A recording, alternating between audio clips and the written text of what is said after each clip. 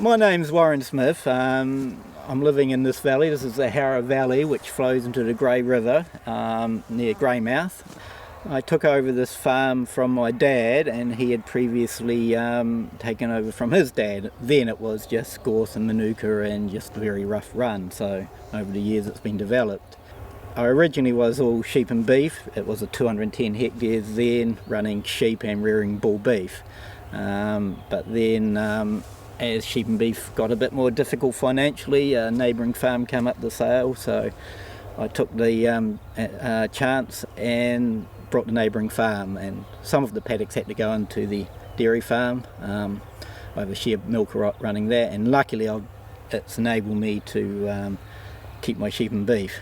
I actually tell people that the dairy farm sort of supports my sheep and beef habit really, so it's worked out quite well. I run about 800 ewes and the dairy heifers and about 50 bulls on this place, and the dairy farm's milking about 380 cows. I guess the value of trees and what got me into it is there's always been different areas of native trees on this farm, but over the years having had up to 150 bulls, and yeah, it's like having half-ton teenagers running around and they started destroying all the forest, so I started getting concerned about that and started having ideas of protecting it. So I guess the first thing we can look at is this small area of native bush around here. That was just out in the paddock by itself. When my dad wanted to retire, we thought, well, there's some nice kakateas there, so we cut them down. He built his house from it, then we fenced it to protect it, and I actually planted some pine trees around the outside, but yeah, most of them are blown down unfortunately there, but yeah, the native trees are still going quite well.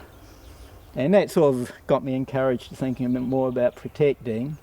So over behind us we have a big area of native bush, and I decided to I heard about the Q2 Trust where they'll help you protect trees. They pay half the fencing, they survey it off, so then no one can knock it down, which is nice. I'd hate to sell to farming, find out someone's destroyed it in the future. And it's got some lovely 500-year-old remus, beech, kakatea, and yeah, the trouble was that the bulls were going in and basically a layer from my heights down was destroyed, so there's nothing coming up to regenerate.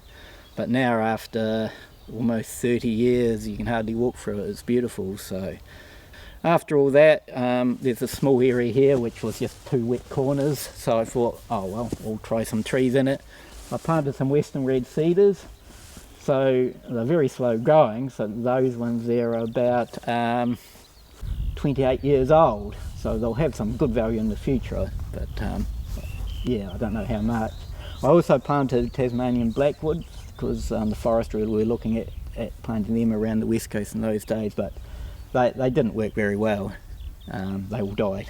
They frosted, and also pukekos and hares seemed to really like eating them too.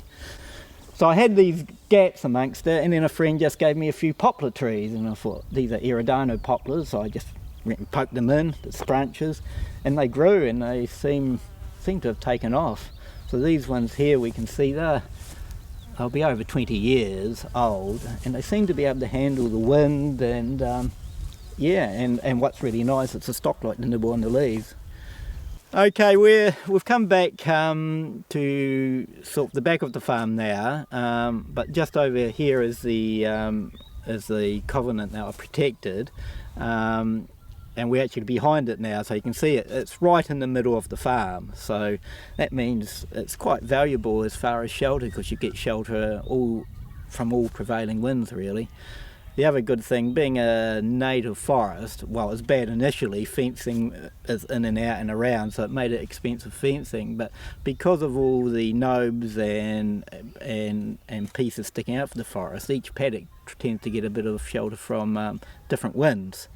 This is all quite native bush down here. I don't know if I want exotic trees down here for the long term, so I decided to plant totaras. And like this totara tree here, I worked out it sort of spreads out about 3 metres. So I decided to plant a totara every 6 metres, so eventually they'll join up. So the idea is I planted a totaras 6 metres apart, and I planted a poplar every 1 metre. The idea was that because they'll lose their leaves in the winter, but they still should block the the wind being close.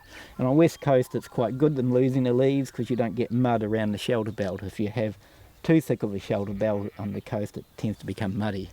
Then the idea was, as the totaras started growing together, I'd just slowly cut the poplars down. Okay, we're down on the lower terraces now at the very back of the farm, and I remember my dad developing this when I was about 10 with a bulldozer, and there were so many beech logs and that, they're all dead then, that he decided to build a fence from them. So we've got this beautiful long fence with huge beech logs on it. Some of them are rotting a bit now, so I can replace them with other logs I find around the farm, but I needed to put an electric fence round to stop the bulls pushing through it. But the really nice thing about it too is all the native trees are starting to grow out of it as well, and it's just provided really nice shelter for lambing. This whole bottom terrace has got a lot of native trees, so it's a good place to lamb, and these poplars I planted just sort of filled in the gap that needed a bit more. So yeah, I'm really lucky with all this lovely bush around.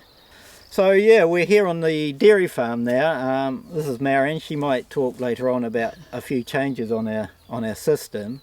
But basically from the sheep farm we thought that system worked well. We'd brought the dairy farm, there were no trees on it at all except for around the house and that. So we thought we'd start doing the system here. And it seems to have worked quite well because basically you're not taking much ground up here at all. It might even pay, we could lift the bottom wire and the cows can actually chew under, so you'd actually only lose a little bit of grass. There's all these tree leaves here for the cows to happily nibble on. Having the poplars coming up has just given me so much instant shelter for the farm, and the totaras will take over when these are reduced.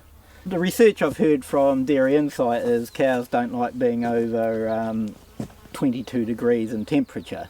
Their production starts dropping, and quite often we'll get 28 degrees here without much wind. So I mean, just figure shade's quite important for them. So and it seems to be working. It's hard to measure whether that's actually working in a vat or not, but observing them, you know, they sit here in the shade, they munch on the tree leaves, so yeah, I mean, hopefully it does, and I guess more research will probably prove that in the future. The other nice thing about these trees too is, you know, this farm didn't have trees, and dairy farmers always been targeted as sort of not looking after the environment, so yeah, it's nice to do something that shows we are looking after the environment. And just doing one shelter belt a year, it's amazing how you fill up the farm with trees. And yeah, we've had this farm 15, maybe 18 years, and yeah, there's shelter belts everywhere now. It doesn't seem to have taken that much work. I probably only put 2 or 3 days in a year. Okay, here we are at the very latest plantings. I planted the poplars in July, we're now in November, and the totaras, I just planted them in October. So Warren was saying how finding time, because you were doing every other paddock. Every second fence. Every second paddock, and I was saying that, you know, there's a time when the cows aren't actually getting the shade when they really need it. So what we decided and talked about is that if we only do half a row of trees, split the fence line in half and only plant along one side, then you can do half on every paddock. So the cows are benefiting from the shade, and also all the other benefits of the poplars. Here, these ones are quite young and quite small, but they will shoot up. Occasionally cows get 1 or 2 of them each year, because we're trying to minimise the grass loss, although there isn't much grass loss because the cows can get their head under, and they do, and it's minimal grass loss, and they're so easy to replace that it doesn't matter if we lose just 1 or 2 out of every 30, 20, 30, 40. And they never seem to target the totaras. Here we're protecting the totaras, and more from hares, but they... Hares and grass. Yeah, they sometimes get swamped by the grass, but totaras can creep along and survive quite well. I think the other good thing about all these shelter belts is we supply to Westland Milk, and Westland Milk relies on the landscape of the West Coast and to get premiums for their powder and their products. And so I think having farmers who are adding to that can only help. It's a small company, and Western Dairy needs, you know, all the gains it can. Yeah, So for people coming overseas and visiting the plants and seeing nice farms and nice landscape, it can only help. I get into lots of conversations with people where you're kind of defending dairy farming, and so it's nice to be able to counter their arguments by saying, but look what farmers are doing. They're planting trees and doing good things. So we were asked about the overriding benefits for the farm, and I think, well, obviously shade for the cows, food for the cows, so hopefully protection goes up, enjoyment because the farm looks really nice, it looks really cared for, public perception, they drive past, it looks like the animals are looked after. Certainly there's going to be more pressure in the future about animal welfare, so this sort of hopefully preempts that a certain bit, and we're creating something for the future. These totaras could be here in 500 years' time, which makes it simple for future farmers to look after the shelter belt. They won't have to do too much, hopefully.